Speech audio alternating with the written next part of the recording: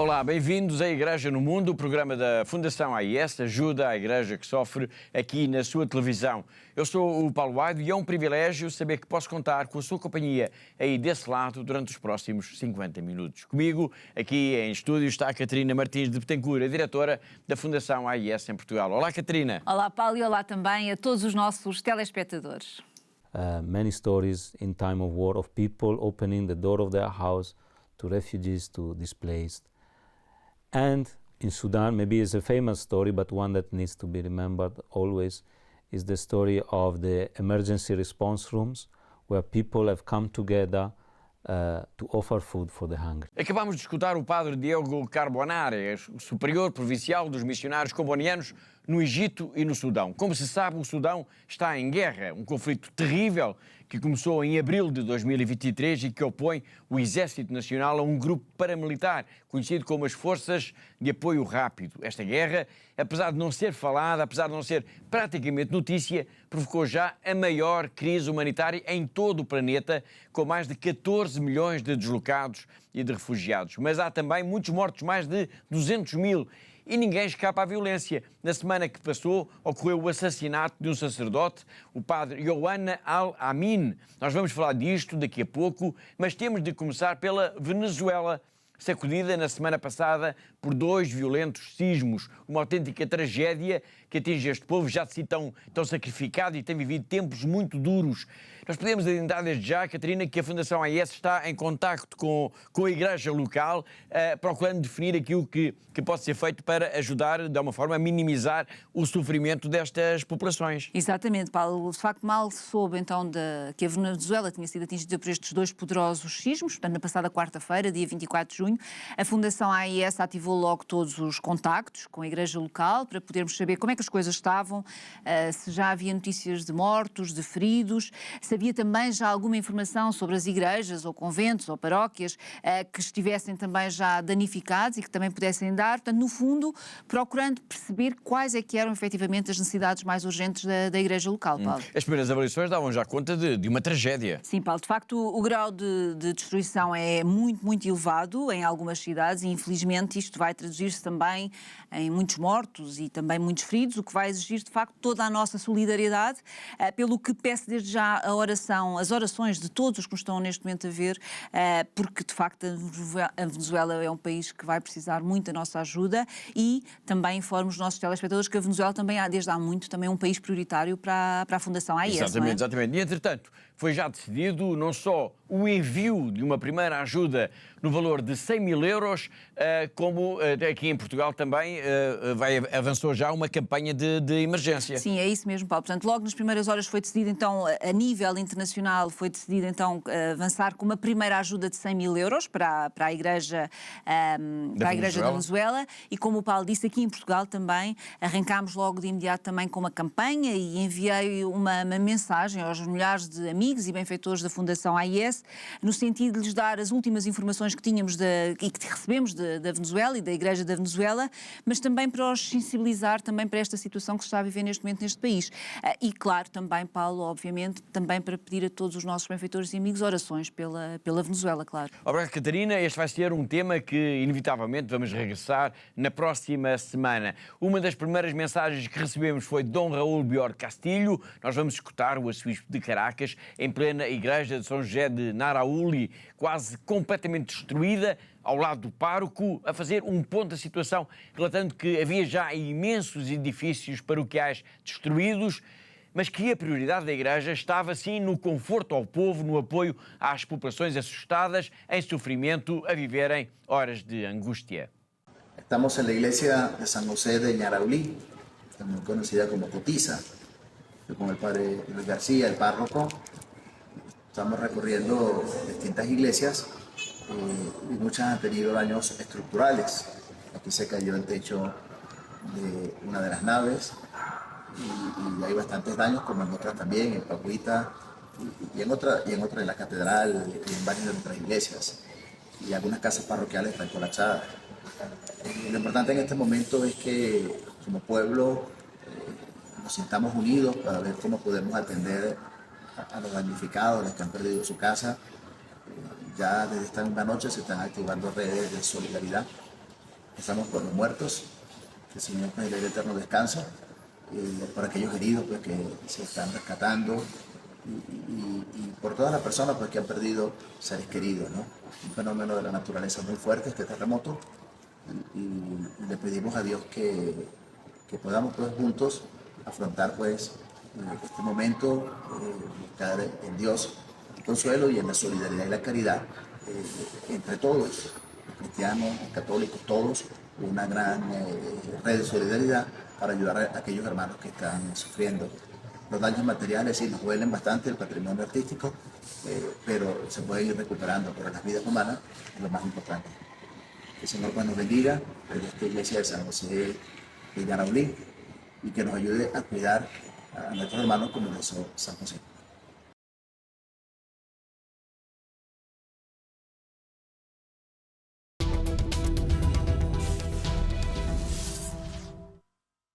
Foi o arcebispo de Caracas e uma das primeiras mensagens que nós recebemos em Lisboa, vindas da Igreja da Venezuela, no seguimento dos 2 violentíssimos sismos que atingiram o país na quarta-feira, no dia 24. Na próxima semana voltaremos, obviamente, a este tema, até porque, como a Catarina referiu há pouco, a Venezuela é um país prioritário para a Fundação AIS. E da Venezuela vamos agora falar do Paquistão, pois uma delegação de cristãos deste país esteve em Lisboa para uma reunião com a sua embaixadora, com a preocupação pelas conversões forçadas como tema principal na agenda e um caso em concreto, a situação de Maria Shebaz, uma rapariga de 13 anos que foi raptada, Catarina, em julho do ano passado. Exatamente, Paulo. Ela foi raptada por um homem em julho do ano passado, perto da sua casa em Lahore. Portanto, a sua história, como a de milhares de outras crianças, meninas e raparigas, é terrível e trágica, claro, porque Maria foi raptada, foi convertida à força ao Islão e foi até forçada a casar com o seu próprio raptor, Paulo. Exatamente. Esta história foi, em concreto, foi apresentada então na reunião que o grupo de cristãos paquistaneses teve em Lisboa, na embaixada do seu país. Resultou alguma coisa em concreto desta reunião? Bom, Paulo, a delegação dos cristãos paquistaneses foi liderada por um dirigente da comunidade, que é o Joel Amir Saotra. E serviu não só para sinalizar este caso, mas também para manifestar à representante do país aqui em Portugal a preocupação por estes casos e por estes casos de raptos que envolvem crianças, meninas, raparigas e mulheres cristãs e também de outras minorias religiosas, Paulo. Exatamente. Nós temos uma declaração ao nosso programa de Joel Amir Saotra, mas antes de o escutarmos é preciso saber um pouco mais sobre este caso. Maria Shebaz, que tinha 13 anos quando foi raptada, foi já considerada pelos próprios Estados Unidos como prisioneira de consciência. Exatamente, Paulo. A Maria Shebaz está sinalizada neste momento pela Comissão dos Estados Unidos para a Liberdade Religiosa Internacional como prisioneira de consciência no Paquistão. Exatamente. Este caso ganhou, entretanto, alguma notoriedade. Porquê? Porque, por um lado, a polícia de Lahore não só atrasou o registro da queixa, apresentado pela família da jovem, como conseguiu até levar o juiz a arquivar o processo em causa de sequestro. Sim, e isto mostra, efetivamente, como estes casos são tão complexos e que envolvem muitas vezes a própria complexidade das autoridades locais. Portanto, em julho do ano passado, o juiz, encarregue deste caso, concedeu então a custódia, ou seja, a guarda da Maria Shebaz ao seu próprio sequestrador. E depois disso ainda aceitou ainda como válidos documentos falsificados que foram entregues, em que alegavam que esta menina já tinha 18 anos de idade. Paulo. Exatamente. E já em março deste ano, é uma nova evolução deste caso também, o próprio Tribunal Constitucional validou esta decisão judicial. Exatamente, Paulo. E por isso, neste momento, para a família, para a comunidade cristã, já é muito difícil conseguir então a libertação desta jovem pelas vias judiciais, pelas vias normais. Portanto, resta talvez, e foi isso que o Joel veio fazer aqui a Portugal, foi de facto esta pressão política. Talvez seja através desta pressão política que se possa conseguir então libertar esta menina, Paulo. Exatamente. Daí que esta reunião em Lisboa tem de ser vista, portanto, neste contexto do esforço dramático pela libertação desta jovem rapariga cristã. Vamos então escutar Joel Amir Saotra, antigo deputado provincial no Punjab, sobre a reunião em Lisboa com a embaixadora do seu país. Good morning. This is Joel Amir Sahotra, a former member of parliament from Pakistan, president of Peter John Foundation. Yesterday, we had a privilege to visit Pakistani embassy in Lisbon alongside with a small delegation of Pakistani Christian community living in Lisbon. The purpose of the visit to embassy was to present a petition relating the situation of Pakistani Christians, the situation which we are facing, the struggle, the challenges, especially after the decision of Constitutional Code relating a minor age Christian girl, Maria Shehbaz, that there is a very uncertain situation and fear which Christian community is feeling in Pakistan.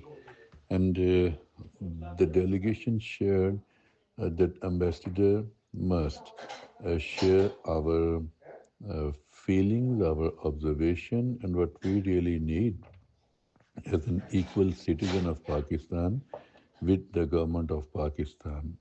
As the Constitution of Pakistan protected us as an equal citizen, we are free, we are protected to as an equal citizen. So we must treat in our society on equal basis as a Pakistani citizen. So Ambassador was very open in this regard.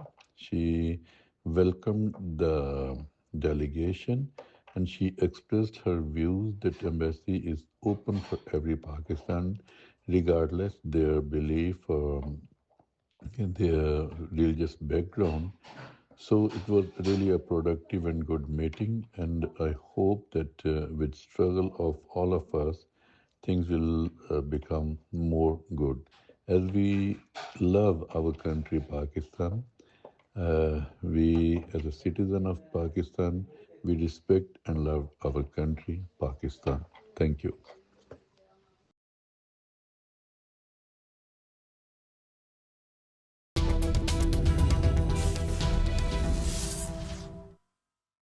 Como vimos, um dos temas que esta delegação de cristãos paquistaneses levou à reunião com a embaixadora em Lisboa foi a situação de Maria Shehbaz. Nós temos um trabalho multimédia sobre a sua história, já o vamos ver. Antes disso, apresento Fausto Biloslavo. Este repórter tem denunciado a realidade ignorada das mulheres raptadas e forçadas a mudar de religião e a casar com os próprios raptores.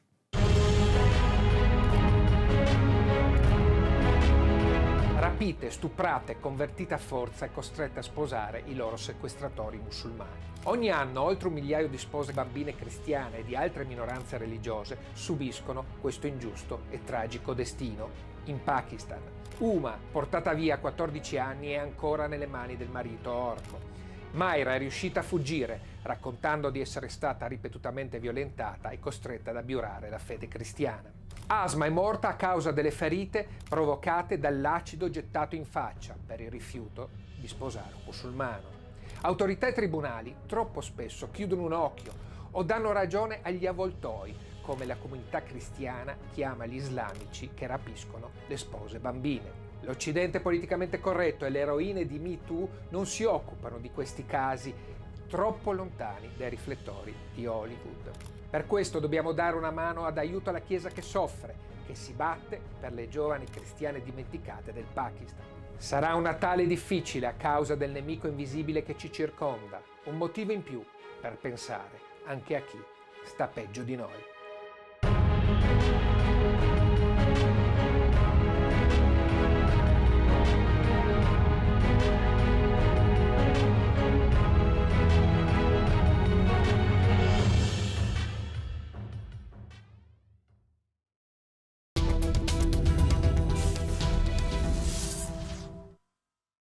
Fausto Biloslavo lembrou os casos de Uma, Mayra e Asma, 3 raparigas cristãs raptadas, violadas, forçadas a casar e a mudar de religião. O que aconteceu com elas continua a ser a negra realidade para muitas jovens do Paquistão. É o caso também de Maria Shabazz, que tinha apenas 13 anos de idade quando a levaram, e ela continua nas mãos dos seus raptores.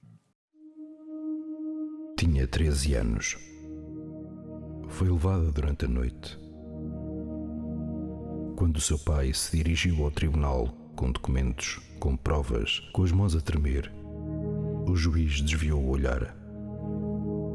O seu nome é Maria Shabazz e ela ainda não está em casa. Maria não está sozinha. Todos os anos, no Paquistão, cerca de 1000 raparigas desaparecem das suas vidas. Levadas das suas casas, das suas escolas, das suas camas. São obrigadas a converter-se, obrigadas a casar com homens com idade para serem seus pais. E quando as suas famílias se opõem, enfrentam a polícia que se recusa a ajudar, tribunais que consideram adulta uma menina de 13 anos e mostram documentos que afirmam que foi ela quem escolheu. Ela não escolheu. Nenhuma delas escolheu. Chamá-la 15 anos. Levada enquanto fazia tarefas domésticas. Karishna, 15 anos. Levada de um salão de beleza enquanto aprendia uma profissão. Satish, 13 anos. Levada durante a noite, enquanto a sua mãe jazia ferida e indefesa. Os seus pais procuraram, as suas mães choraram. Os tribunais decidiram contra elas. As Nações Unidas condenaram a situação. As organizações de direitos humanos documentaram estes casos e, mesmo assim, continua a acontecer. Estas raparigas foram silenciadas, mas nós não, porque o silêncio não é uma opção. Porque todas as raparigas que são levadas merecem ter alguém que se recusa a esquecê-las. Porque os acordos comerciais não valem nada quando as crianças são levadas durante a noite. Seja a voz delas. Porque alguém tem de o fazer.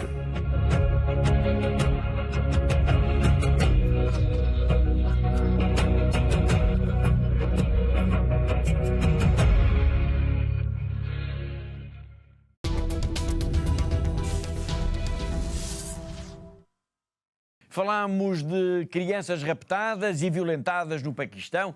Não podemos, de facto, ficar indiferentes a tanto sofrimento. Como acabámos de escutar mesmo agora, todos os anos, só neste país, o Paquistão, cerca de 1000 raparigas desaparecem, são raptadas, são vidas roubadas. Estamos a falar em raparigas, em meninas cristãs. E agora, vamos focando-nos no Líbano, temos uma outra estatística que também é perturbadora. Segundo a Unicef, e lanço agora já o número da semana do nosso programa, e o número é 247.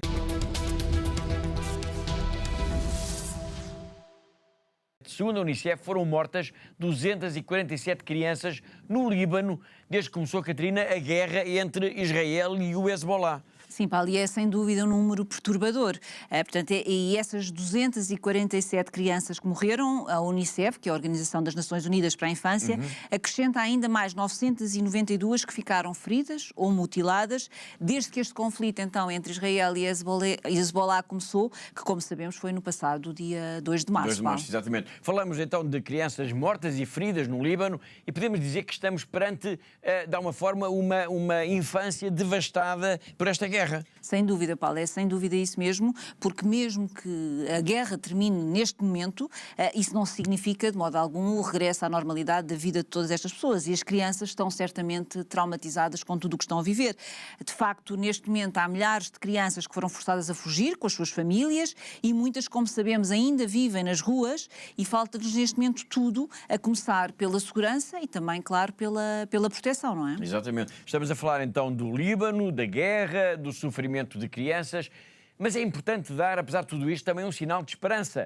O Benoît de Blampre, o diretor da AIS de França, esteve recentemente no Líbano e encontrou-se lá com uma religiosa que esteve envolvida numa iniciativa memorável que a Fundação AIS realizou no Natal do ano passado. Foi a distribuição de mais de 14 mil presentes a mais de 14 mil crianças libanesas. Muitas delas estarão agora a viver nas ruas, em paróquias e em conventos, mas nada disto nos pode fazer desistir. Bonjour chers bienfaiteurs de l'AED. Alors aujourd'hui j'ai le plaisir d'être avec sœur Raymonda de la communauté des sœurs de Saint-Joseph de Lyon. Et alors c'est un projet que vous avez soutenu, un projet de visite de famille et de distribution de cadeaux à Noël, c'est ça ma sœur? Oui, je vous remercie beaucoup chers bienfaiteurs car grâce à vous, grâce à votre générosité, nous avons pu distribuer plus que 14 000 cadeaux dans tout le pays. Même on a pu arriver au sud du Liban, là où il y a la guerre aujourd'hui, on a pu arriver au nord. Donc tout le pays, tous les enfants, plus que 14 000 enfants, plus que 14 000 sourires vous dit un grand merci.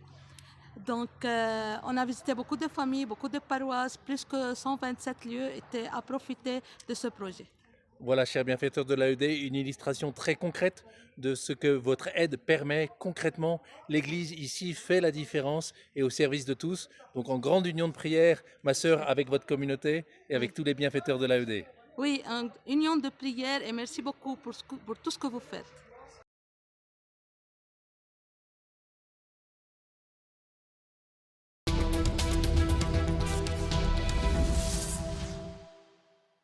Estamos a falar do Líbano, um país que está no centro das preocupações da Fundação AIS, a tal ponto que a Fundação AIS lançou uma grande campanha de solidariedade aqui em Portugal. E, felizmente, há muitos gestos também de solidariedade.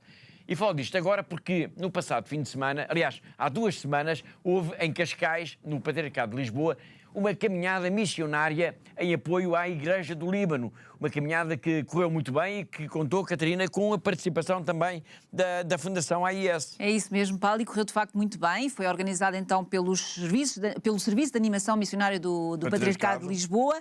E esta iniciativa que decorreu, como o Paulo disse, em Cascais, no Parque Carmona, e serviu não só para angariar fundos para a comunidade cristã no Líbano, mas também, e acima de tudo, também serviu para sensibilizar para a situação difícil em que vive a comunidade cristã neste país, Paulo. Esta foi a segunda vez que este evento, digamos assim, envolve a Fundação AIS. Sim, é verdade. De facto, no ano passado já foi organizado, portanto, o Patriarcado de Lisboa organizou então uma iniciativa muito semelhante a esta. Uma caminhada missionária? Sim, mas na altura, portanto, há um ano atrás, foi dirigida à paróquia da Sagrada Família em Gaza. E tal como no ano passado, também este valor que foi recolhido este ano, que foi angariado durante esta caminhada, vai ser entregue à Fundação AIS, que, por sua vez, irá, claro, enviar então para a Igreja local, para a Igreja do Líbano, e é o que iremos fazer com todo o gosto, Paulo. Este tipo de envolvimento, neste tipo de iniciativas pela Fundação AIS, é também um sinal, por um lado, de confiança, mas também de carinho pelo trabalho da AIS. Sem dúvida, Paulo, é isso mesmo, porque é muito bom sermos escolhidos para, não só para nesta missão de apoio aos cristãos perseguidos, a vítimas da violência e da pobreza, mas também por sabermos que há, de facto, esta total confiança no trabalho da AIS e que, por isso, é que fomos escolhidos uma vez mais para fazer então este trabalho, de servir desta ponte entre os cristãos de Lisboa com os cristãos neste caso do Líbano, mas poderia ser uma outra comunidade, portanto é essa confiança que existe que iremos entregar então à comunidade local que mais necessita. Muito bem, obrigado. No início desta caminhada, ainda na capela que existe lá no simpático Parque Marechal Carmona, em Cascais, nós falámos com o padre Albino dos Anjos, que é o responsável então pelos serviços de animação missionária do Patriarcado de Lisboa e o grande mentor desta iniciativa para com o Líbano. O Patriarcado de Lisboa está a organizar esta caminhada missionária, é a segunda vez com a Fundação AIS. Porquê esta iniciativa e porquê o Líbano?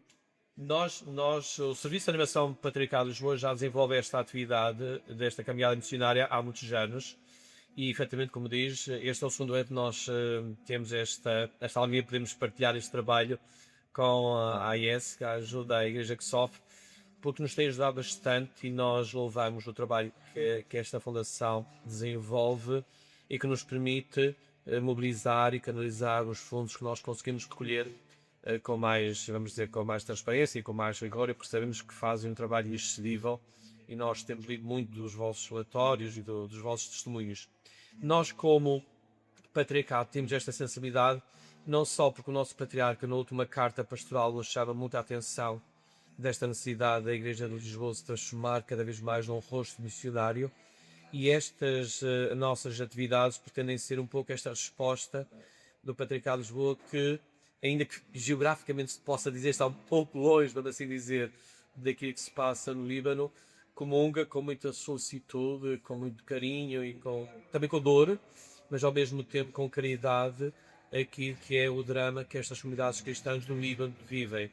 E o apelo do Papa Leão também ajuda-nos e reforçou o nosso pedido.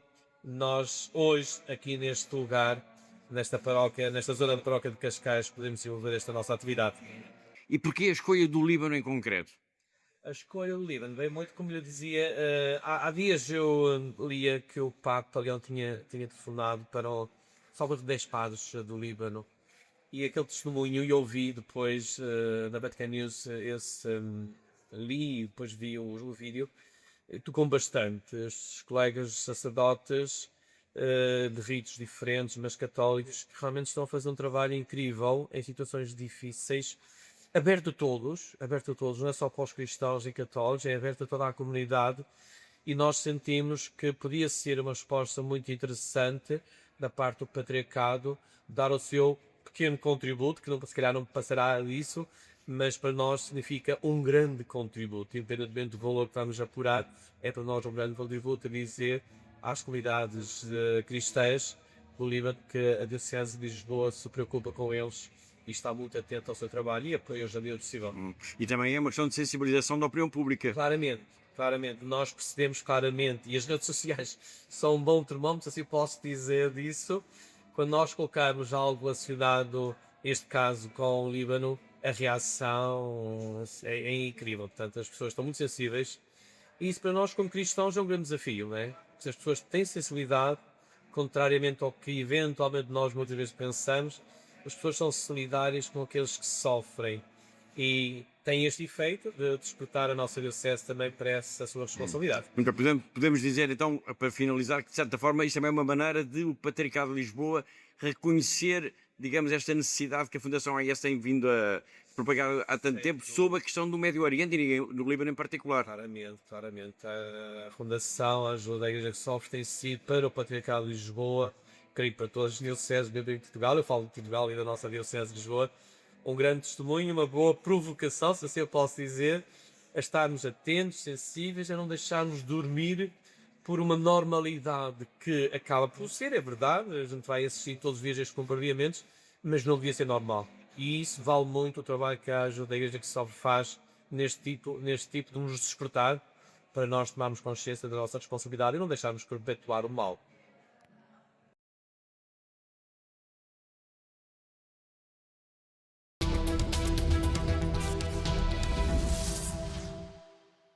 Como a Catarina referiu há pouco, a caminhada missionária solidária para com o Líbano correu muito bem, juntou cerca de meia centena de pessoas e, entre elas, alguns libaneses a morar em Portugal. Foi o caso de Marcel Chamon, que vive em Lisboa há 5 anos, com a mulher e as 2 filhas. Ele é presidente da São Charbel Conosco, uma associação religiosa que junta cristãos libaneses, e também falou para o nosso programa, mostrando-se mesmo comovido pela forma como os portugueses têm acolhido a sua comunidade.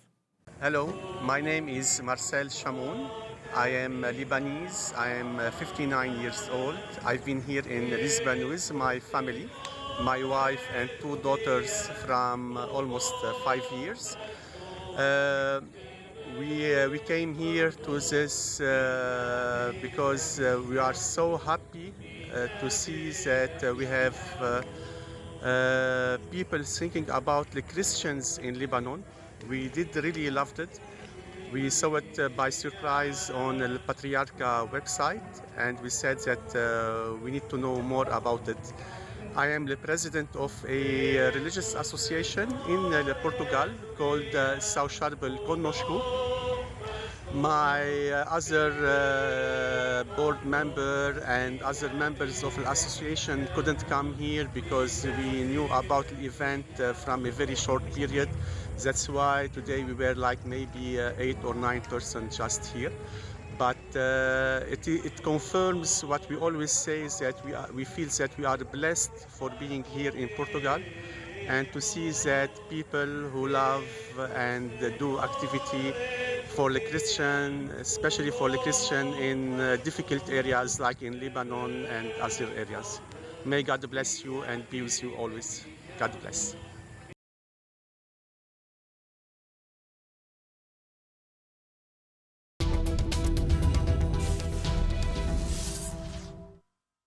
Foi Marcelo Chamon, um libanês a viver em Lisboa e que está grato pela solidariedade dos portugueses para com o seu país. Isto leva-nos agora a focar a nossa atenção então na campanha lançada aqui em Portugal e também a nível internacional e cujo nome, Catarina, diz tudo. SOS Líbano. É isso mesmo, Paulo, de facto diz tudo, porque é uma campanha de facto muito urgente, porque temos neste momento, como sabemos, milhares de famílias que estão numa situação angustiante, sem casa, sem trabalho, sem comida, e por isso a ajuda da Fundação AIS é fundamental e essencial, não é? Exatamente. Esta campanha tem como objetivo principal ajudar a Igreja Libanesa a dar um cabaz com bens essenciais a estas famílias em necessidade. É isso, Paulo. De facto, cada cabaz que é entregue a cada família tem então alimentos, tem medicamentos e tem também roupa. Portanto, a Igreja procura assim que estas famílias, em especial aquelas que ainda vivem nas ruas, tenham então desta forma o mínimo dos mínimos para poderem sobreviver. Muito bem. E como é que os nossos telespectadores podem então ajudar em concreto nesta campanha SOS Líbano? Bom, Paulo, é muito fácil. O que eu peço a quem nos está a ver neste momento lá em casa é que nos contactem para os nossos telefones 217544000 ou então que possam visitar também a nossa página de internet em fundação-ais.pt. Está lá toda a campanha também disponível. E depois, aqueles que quiserem doar e serem solidários com esta campanha, portanto, o mais fácil, o mais rápido é sempre o nosso MBWay, que é o 918-125574. Eu repito, 918-125574, e por isso está nas nossas mãos, está nas mãos de cada um de nós, ajudar então estes cristãos que estão a passar por tantas dificuldades e, claro, Paulo, não nos esquecemos de rezar também por todas estas famílias. É isso que nós pedimos e é isso que pedimos então, que se lembrem destas famílias nas vossas orações e que ajudem na medida do possível cada um, e desde já muito obrigada pela vossa solidariedade. Muito bem, é isso mesmo. Estamos a falar então do Líbano, de milhares de pessoas que precisam de ajuda e de uma enorme crise humanitária. Agora está nas nossas mãos.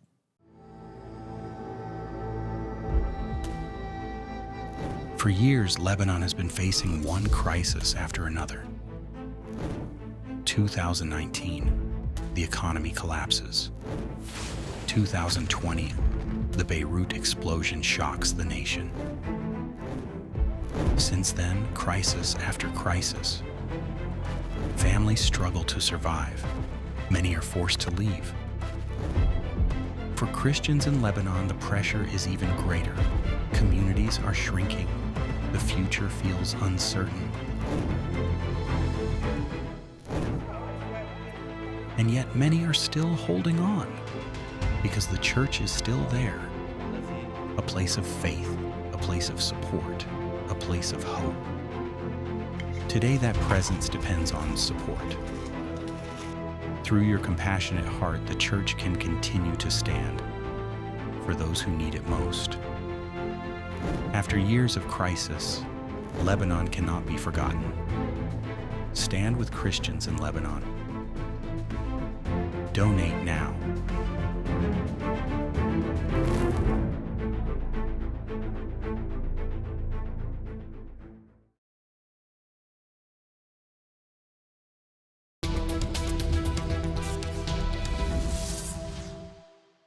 No início do programa, nós demos a notícia de que um padre foi assassinado no Sudão, numa região marcada por muita violência. Importa mesmo centrar a nossa atenção neste caso, porque é mais um padre que dá a vida em missão. Neste caso em concreto, Catarina, o que é que aconteceu? Bom, Paulo, o que aconteceu foi que este padre, que é o padre Oana Al-Amin, foi morto então em Cauda, nas montanhas de Nuba, que é uma região do Sudão, que é marcada por muitas tensões tribais e também por disputas violentas entre os vários grupos armados.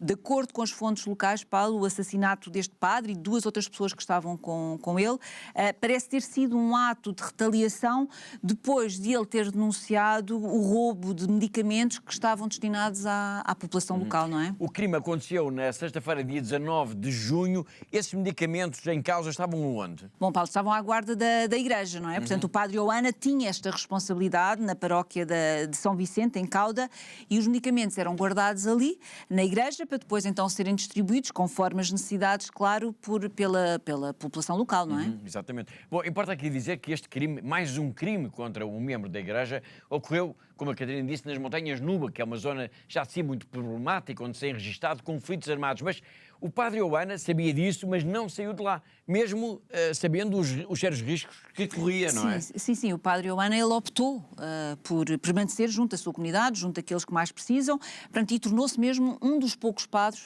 que continua a exercer o seu ministério nesta região, que é, como o Paulo disse, fortemente afetada pela violência, não é? A notícia da sua morte causou uma enorme consternação em toda a região. Sim, sem dúvida, porque durante quase 3 décadas ele trabalhou, o padre Oana acabou por acompanhar várias gerações de fiéis e tornou, por isso, uma figura muito acarinhada, muito querida, tanto dentro da comunidade cristã como fora dessa comunidade. Exatamente. Estamos a falar então do Sudão, um país em guerra desde abril de 2023, uma guerra brutal entre o exército do país e uma milícia, as forças de apoio rápido, e causou já, Catarina, aquilo que é claramente a maior crise humanitária em todo o planeta. Sim, sem dúvida, Paulo, é isso mesmo, ao contrário do que nós possamos pensar, não é? Portanto, a maior crise humanitária não é na Ucrânia, não é no Líbano, que já falámos aqui hoje, ou, por exemplo, no Irão, não, é aqui no Sudão, que é a maior crise humanitária. Calcula-se neste momento, Paulo, que já morreram mais de 200 mil pessoas neste conflito e que já provocou também mais de 14 milhões de deslocados e de refugiados. Exatamente.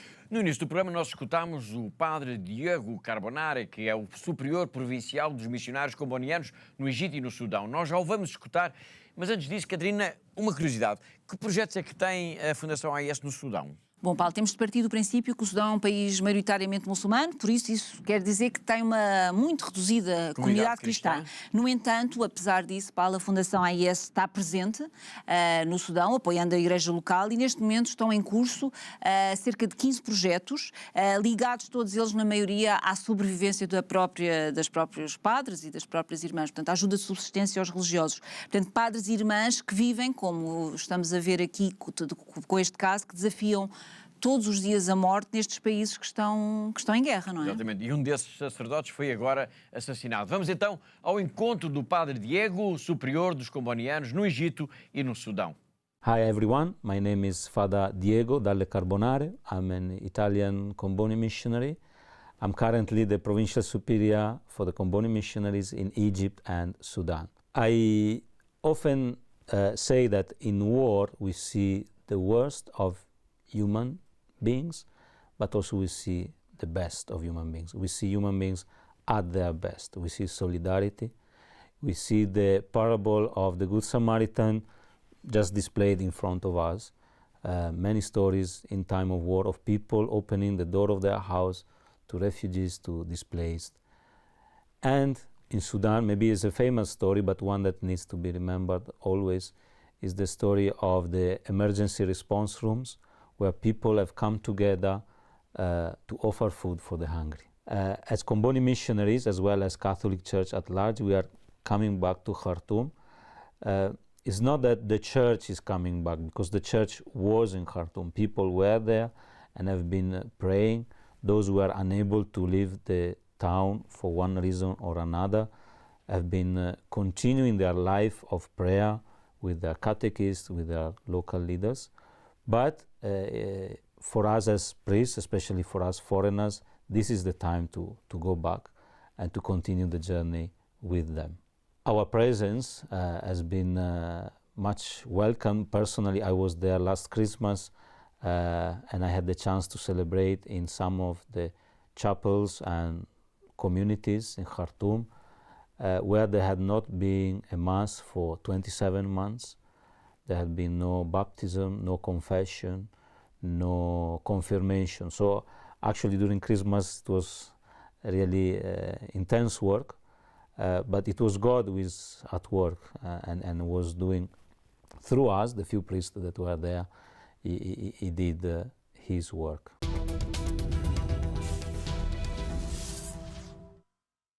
E deste poderoso testemunho deste padre, deste missionário sobre o Sudão, vamos agora até à China, vamos até à Diocese de Macau, ao encontro do nosso correspondente, o jornalista José Miguel Encarnação. E hoje ele vai falar-nos da visita ad limina dos bispos de Macau e de Hong Kong ao Vaticano, um tema que nós queremos desenvolver na próxima semana.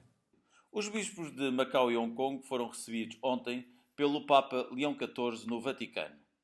No âmbito da visita ad limina, que todos os anos, ou praticamente todos os anos, os bispos do mundo inteiro fazem ao Vaticano com o objetivo de reforçar as relações entre as suas dioceses e o Santo Padre, o Papa Leão XIV recebeu então o cardeal de Hong Kong e o bispo de Macau.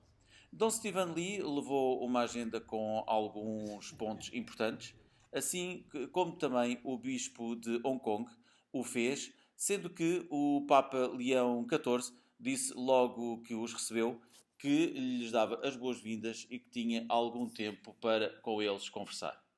Não se sabe ao certo o que foi discutido durante este encontro, mas estamos em condições de afirmar muito certamente que relativamente a Macau, Dom Stephen Lee terá expressado ao Pontífice o seu agrado relativamente ao aumento do número de católicos aqui em Macau, o que também tem, de certa forma, acontecido em Hong Kong. Macau está prestes a inaugurar o seu novo centro católico, o que é um marco deste prelado que tem governado a Diocese de Macau. Entretanto, os dois bispos visitaram os túmulos de São Pedro e São Paulo, assim como estiveram reunidos com vários dicastérios da Cúria do Vaticano.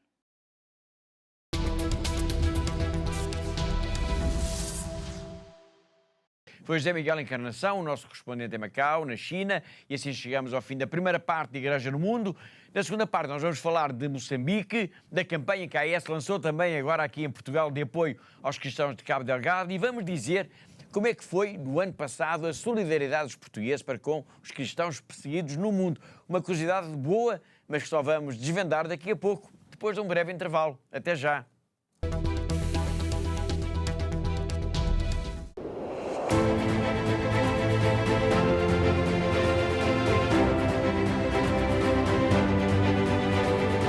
Giving us hope and you are putting a smile in our faces.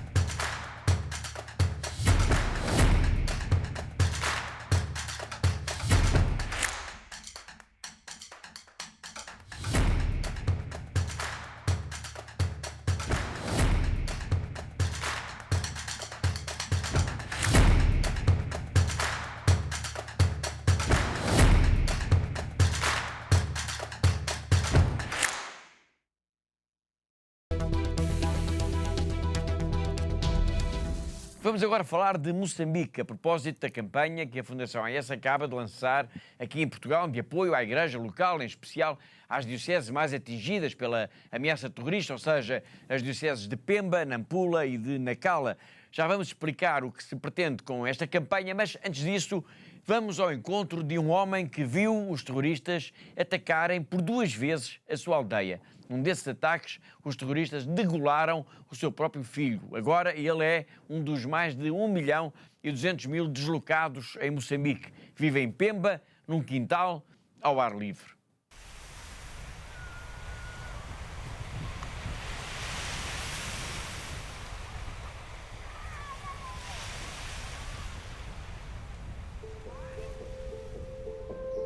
Sim, chamo-me Francisco Faustino Francisco.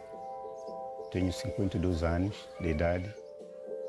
Estou na cidade de Pemba como deslocado do terrorismo. Desde há 8 meses desde que cheguei, já estou dormindo no quintal, ao ar livre, protegendo-se daqueles plásticos da chuva. Só aquelas traumas.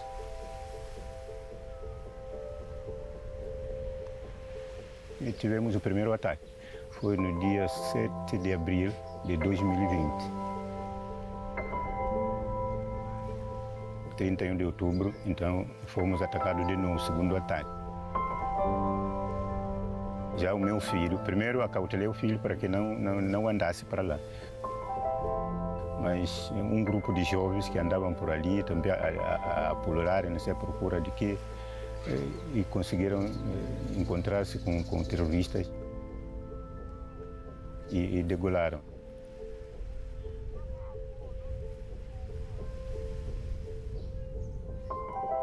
A minha fé ajuda a superar a ter esperança.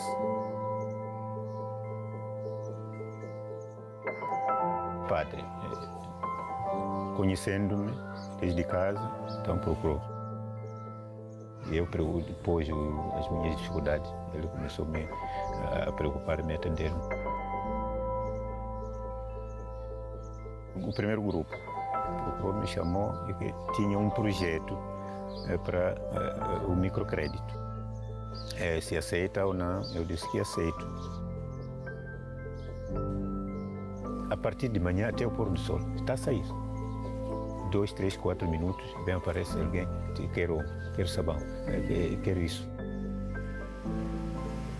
O Natal significa nascer de novo, ter nova força.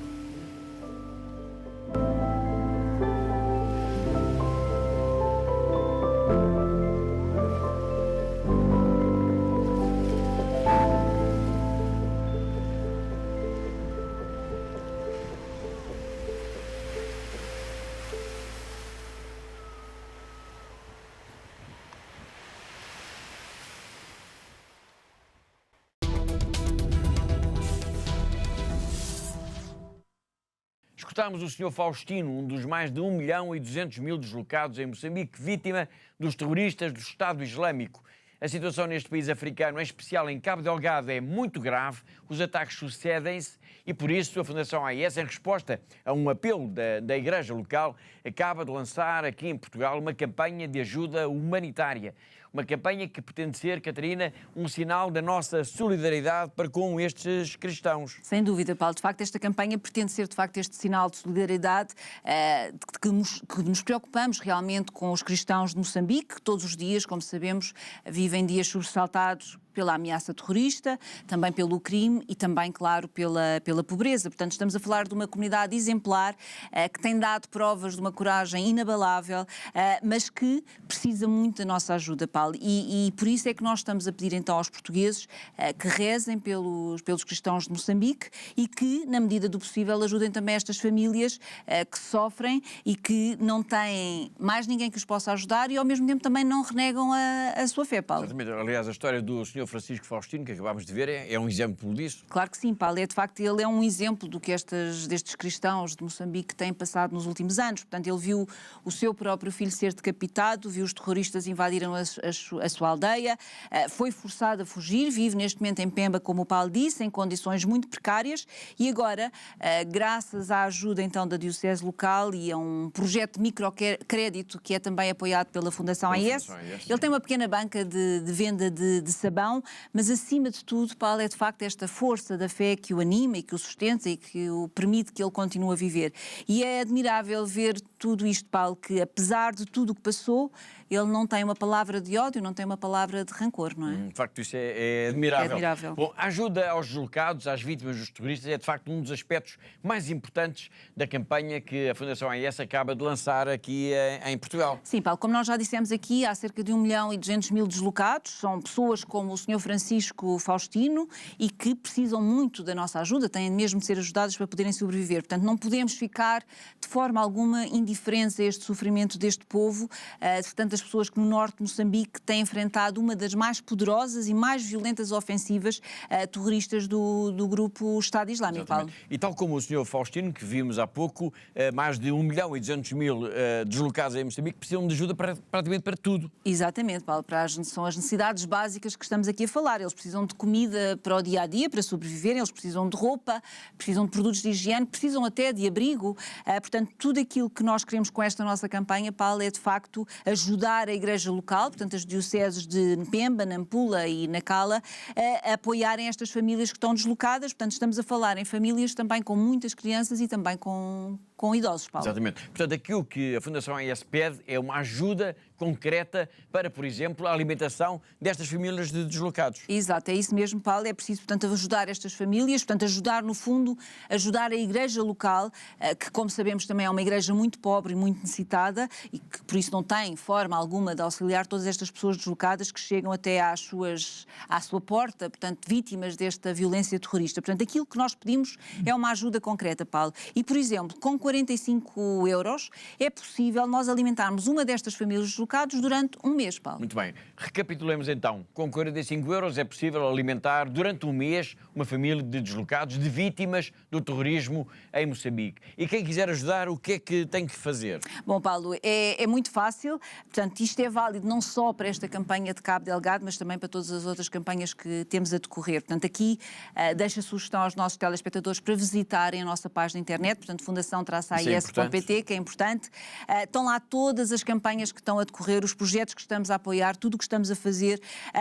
E fala, claro, também temos diariamente as nossas notícias sobre a Igreja perseguida no mundo. Portanto, a primeira coisa é visitar a nossa página de internet. Depois, se houver alguma dúvida, entre em contato connosco para o nosso telefone, para o 21 754 4000, e nós teremos todo o gosto em esclarecer todas as dúvidas. Depois, aqueles que querem ajudar, a forma mais fácil, como eu disse há pouco, é através do MBWay, portanto 918 12 5574. Muito bem. Obrigado, Catarina. Com 45 euros, então, é possível minorar o sofrimento dos cristãos vítimas do terrorismo em Cabo Delgado. Agora é connosco. Eles perderam a casa. Perderam os campos.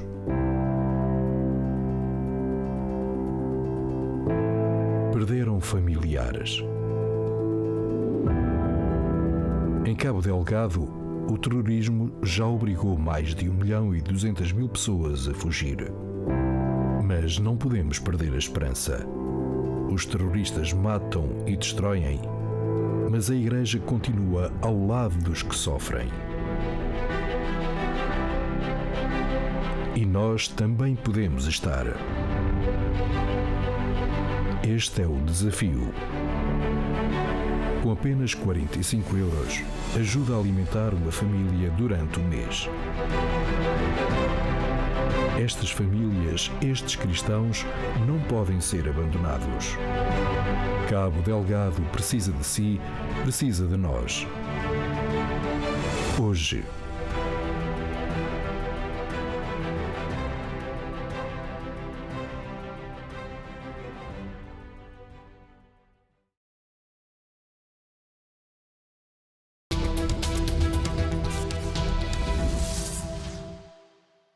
Mesmo a terminar o programa de hoje, apenas uma nota para a divulgação do resultado daquilo que foi, a nível global, no ano passado, o trabalho da Fundação AES, ou seja, quantos projetos foram apoiados em 2025 e qual foi o valor obtido em donativos. Na próxima semana nós vamos desenvolver este tema, mas eu queria deixar já aqui, Catarina, aos nossos telespectadores uma ideia que seja aproximada daquilo que foi o ano de 2025, exatamente. Sim. Foi um ano extraordinário, Paulo. No total foram financiados 5.368 projetos em todo o mundo, em 141 países, o que significou um total de donativos e legados de 145 milhões e 800 mil euros, Paulo. Muito bem. E em relação a Portugal, como é que nós podemos classificar a solidariedade dos portugueses? Bom, Paulo, foi incrível, foi um ano muito incrível, muito extraordinário e de facto só nos resta dar o muito obrigado a todos os benfeitores, a todos os portugueses que se juntaram a nós, porque foi de facto, foram excepcionais e é com muito orgulho, Paulo, que digo que todos os que nos estão a ver e que participaram nestes projetos da Fundação AES,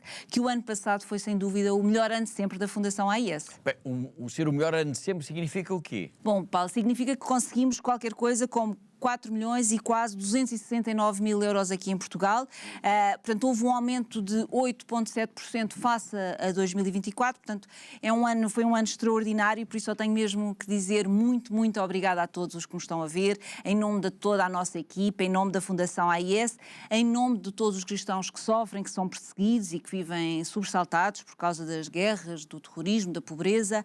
Por isso, o meu muito obrigada e também agradecer também em nome de todas estas pessoas. Hoje falámos aqui do Sr. Faustino, e todos os deslocados de Cabo Delgado, nós falámos aqui de Maria Shehbaz do Paquistão, portanto, em nome de todas as meninas paquistanesas e raparigas que são raptadas, falámos da irmã Raimonda no Líbano, portanto, e de todos os que apoiam ali na região do Líbano, e também uma homenagem também ao padre Ioana, que foi então, como falámos há pouco, assassinado também no Sudão. Portanto, em nome de todos os padres, todas as religiosas que estão nestes lugares mais perigosos do mundo e que são, de facto, o testemunho, não é? Deste carinho de Deus para com todos. E por isso, em nome de todos eles, eu digo muito obrigada. Muito obrigado também nós. E está tudo dito. E assim chegamos ao fim do programa de hoje. Todas as semanas nós marcamos encontro aqui porque há uma igreja que precisa da nossa ajuda. Agradeço a presença e a colaboração da Catarina, assim como de todos que ajudaram a produzir, a editar e levar até si este programa. E quanto a mim, Paulo White, resta-me dizer que foi um gosto, como sempre, saber que esteve aí desse lado, na nossa companhia. Até à próxima semana, se Deus quiser.